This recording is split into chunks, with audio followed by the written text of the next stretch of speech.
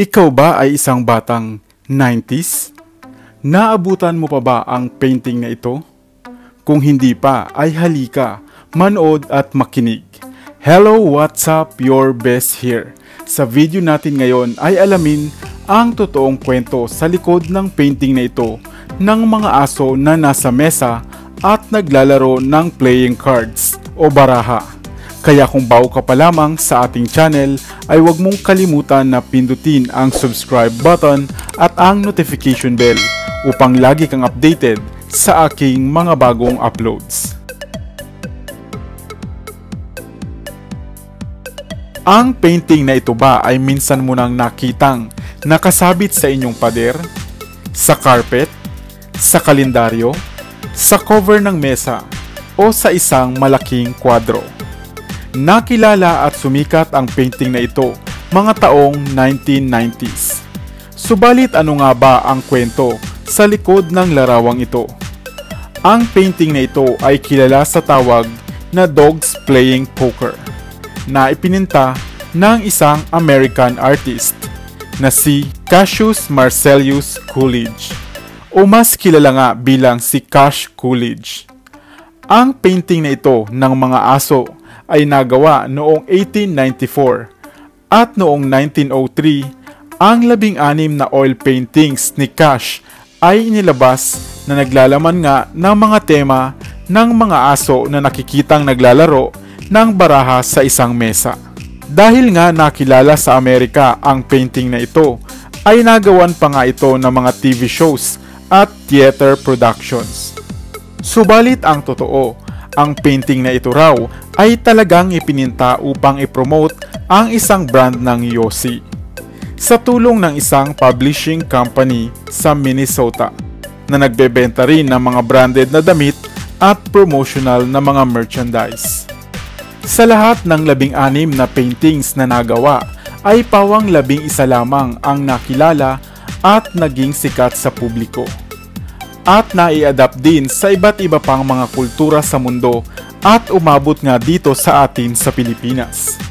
Ang kauna-unahang painting ng mga asong ito na may titulong Poker Game ay nabili sa isang auctions noong 2015 sa tumataginting na halagang $658,000 o mahigit sa 33 milyong piso.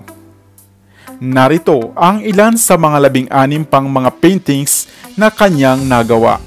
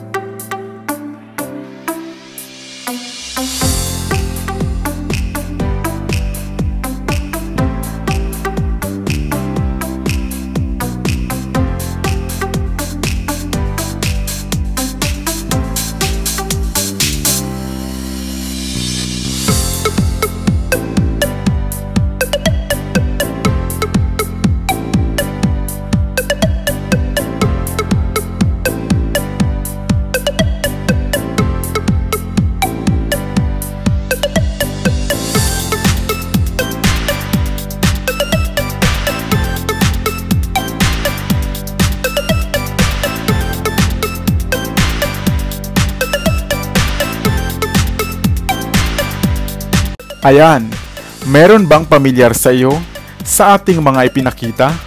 Comment mo naman yan sa ibaba. O kung may kwento ka tungkol sa painting o larawang ito. Sana ay may bago kang natutunan sa video na ito. Iwan ka naman ng comment sa comment section sa ibaba. I-like at i-share mo na rin para naman sa kaalaman ng iba.